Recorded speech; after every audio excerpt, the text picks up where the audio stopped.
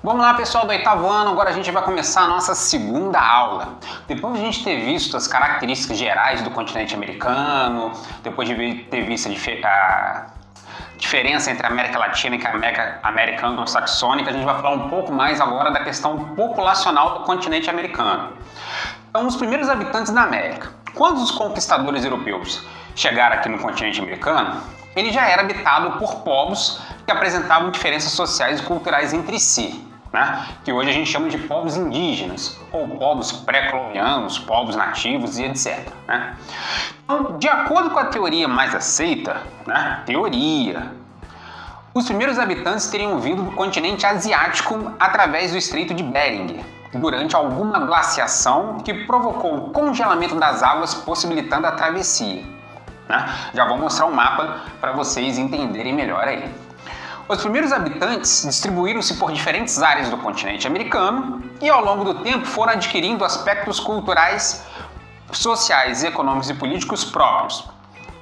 Alguns grupos criaram grandes civilizações aqui no continente americano, com estruturas políticas e econômicas sociais muito avançadas antes da chegada dos europeus, como por exemplo os astecas, os maias e os incas. Aqui, por exemplo, a gente pode ver um mapa mundi mostrando a chegada provável dos primeiros habitantes no continente americano. Então vamos lá, o que é o Estreito de Bering? No norte da América do Norte, bem lá em cima, próximo do Polo Norte, existe uma aproximação entre o continente asiático e o continente americano. Há milhares de anos atrás, os cientistas calculam entre 12, 15 até 20 mil anos atrás, as águas estavam mais baixas, a gente tinha um período de glaciação, então as águas estavam congeladas e aí os povos saíram da Ásia, atravessaram o Estreito de Bering e desceram fugindo do período de frio na época e desceram habitando aí o continente americano. Outra teoria que começou a ser muito colocada nos últimos tempos outra possibilidade, provavelmente já comprovada, é que os povos que chegaram na América do Sul, na América Central, vieram navegando pelas ilhas do Oceano Pacífico, de ilha em ilha, em pequenas embarcações, atravessando as ilhas do Pacífico até chegar no litoral do continente americano pelo Oceano Pacífico. É outra possibilidade. Por que cientistas falam isso? A gente estuda em história que a gente tem diferentes espécies de hominídeos, ou seja, a nossa espécie que nós somos hoje é o Homo sapiens. A gente tem Homo neandertal, Homo australopithecus, entre outras espécies de seres humanos que existiam antes da gente. Na Ásia, na África e na Europa foram encontradas espécies de Homo antes do Homo sapiens. No continente americano, não. No continente americano, o único fóssil de espécie hominídeo encontrado é o Homo sapiens. Então, o que isso significa? Significa que provavelmente o continente americano foi o último a ser habitado pela espécie humana. Provavelmente o Homo sapiens vindo da Ásia. O nosso DNA tem características próximas dos asiáticos, pelo Estreito de Bering e pela Polinésia, aqui pela Oceania, até chegar no continente americano. Diversidade de povos na América, Então, nós temos o continente americano com uma grande diversidade de povos. E isso explica-se pelas particularidades da colonização de cada região. Então, e pela variedade de povos indígenas que habitam o continente. Então, por exemplo, na América Anglo-Saxônica, apesar de ter existido grande diversidade de povos indígenas, esses povos foram praticamente exterminados no processo de colonização inglesa, tendo essa região recebido um grande número de imigrantes vindo da Europa, além de povos africanos que foram para trabalhar como escravos nas colônias agrícolas de algodão e tabaco no sul dos Estados Unidos. E a partir do século XIX, com a industrialização e crescimento econômico dos Estados Unidos e Canadá, atraiu um grande número de asiáticos, como chineses, japoneses e também os coreanos.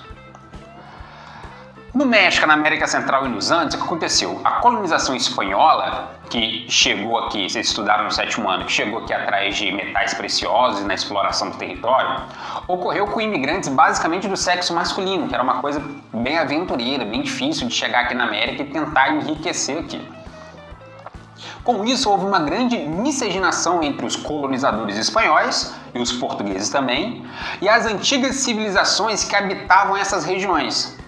Então, os países da América do Sul e da América Central têm um grande número de indígenas e mestiços, diferente da América do Norte. Então, por exemplo, no Peru, 25% da população é mestiço ou indígena, na Guatemala chega a 40% e na Bolívia chega a 65% de população de origem mestiça ou indígena. Então, nesse mapa, a gente pode ver a diversidade de povos da América, né? Está marcado de laranja aqui, é chamada civilização Inca. Ela pega ali parte do Equador, do Peru, da Bolívia, norte do Chile e da Argentina, né? Aqui a gente tem a civilização Azteca. Aqui a gente tem a distribuição, né, dos dois maiores gêneros agrícolas consumidos na América do Sul há milhares de anos, né? Um milho marcado de branco com bolinha vermelha e a mandioca marcado de amarelo com bolinha vermelha. E aqui a gente tem a distribuição das áreas de plantação na antiguidade aí, milhares de anos atrás, no desenvolvimento dos povos nativos aqui nas Américas. O continente americano hoje, então, né? Em 2020, a América é o terceiro continente mais populoso do mundo, né? Então, juntando a América do Norte, Central e do Sul, temos mais de 1 bilhão de habitantes. Desse total, 70% da população está na América Latina e 30% da população está na América anglo-saxônica. As taxas de crescimento populacional estão diretamente relacionadas ao nível de desenvolvimento socioeconômico de cada país. Ou seja, na América Latina, que concentra a maioria dos países mais pobres do continente americano, o crescimento populacional é maior, né? A população cresce mais. No Canadá e nos Estados Unidos, né, que são os países desenvolvidos que têm melhor condição de vida para a sua população, a população cresce mais lentamente.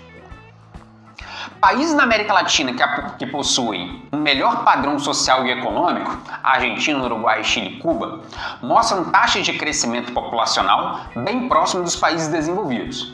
Enquanto os países mais pobres da América Latina, Bolívia, Paraguai e Peru, e a maior parte da América Central, Guatemala, Honduras, El Salvador e etc., apresentam as taxas mais elevadas de crescimento populacional.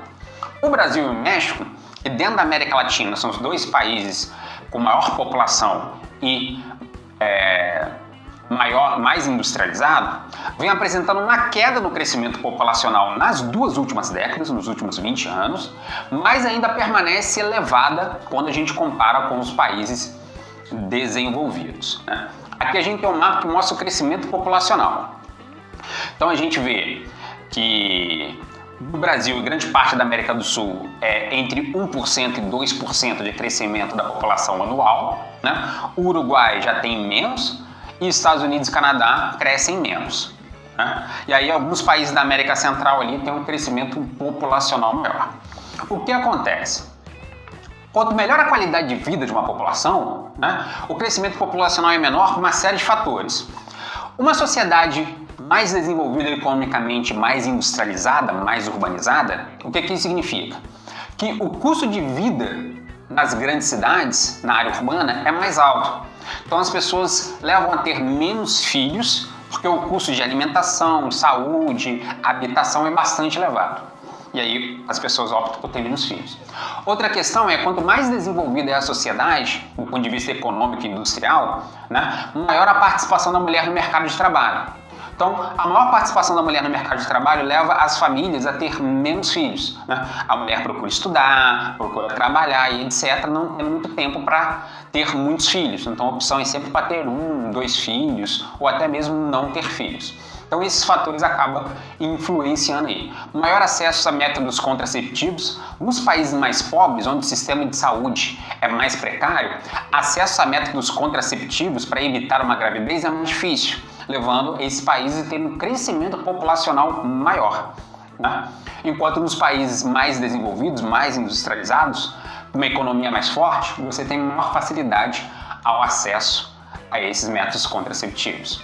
E aí a redução da taxa de mortalidade nos países pobres, devido a algumas melhorias médico-sanitárias, acesso a esgoto, alguns tratamentos médicos, leva a um grande crescimento populacional. Nas Américas não foge muito do mundo, né? Quanto mais pobre e subdesenvolvido é o país, maior crescimento populacional tem. Quanto mais desenvolvido economicamente, quanto mais industrializado é um país, menor o crescimento populacional. Então a gente vai ver agora a distribuição da população.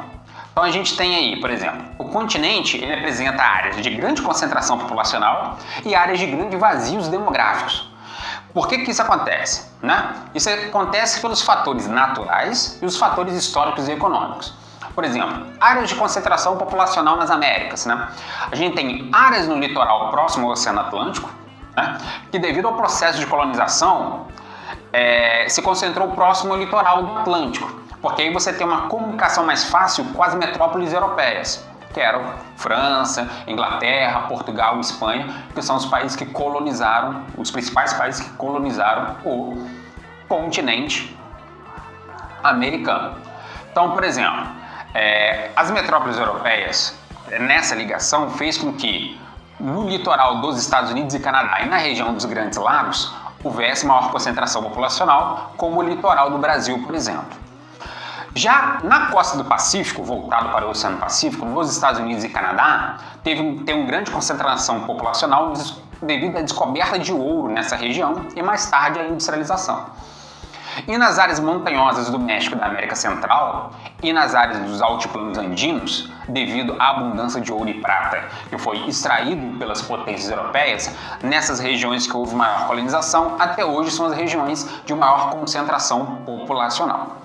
Já as áreas de vazio populacional são as áreas que não têm interesse econômico ou áreas que, devido a fatores naturais, dificultam o estabelecimento das pessoas. Por exemplo, áreas da floresta amazônica na América do Sul, as áreas de deserto, deserto da Atacama e da Patagônia no Chile e na Argentina e o deserto do Colorado nos Estados Unidos, além das regiões de clima frio e polar do Canadá. Então, esses fatores climáticos e naturais influenciam a localização da população historicamente ao longo dos séculos aqui do continente americano. O interessante é que a gente pode ver isso no mapa, Então, as áreas mais escuras são áreas de maior concentração populacional, que a gente chama de densidade demográfica, a média de habitantes que habitam a cada 1 km². Então, se você for pegar os Estados Unidos, você tem para a região do Atlântico uma grande concentração, de Miami até a região de Nova York, região aqui dos Grandes Lagos, que é uma área de grande industrialização. O meio dos Estados Unidos, que é o deserto do Colorado e as montanhas rochosas, é menos habitado. E no litoral do Pacífico, região do estado da Califórnia, onde tem as cidades de Seattle, São Francisco, Los Angeles, é uma área de grande concentração populacional. Na região da América Central, principalmente próximo à cidade do México, é uma área de grande concentração populacional, assim como as ilhas da América Central aí. Na América do Sul você tem Colômbia, Venezuela e Peru, uma grande concentração populacional nos altiplanos e no litoral próximo ao Oceano Pacífico. E no litoral do Nordeste e os eixos aqui Rio-São Paulo, pegando parte de Minas Gerais, são as áreas de maior concentração populacional. A área da floresta amazônica e do deserto da Patagônia e do deserto do Atacama são as áreas de menor concentração populacional. Encerramos agora a nossa segunda aula. Eu peço que você se inscreva no canal, dê o seu like, deixe seu comentário que eu depois respondo. Até a próxima!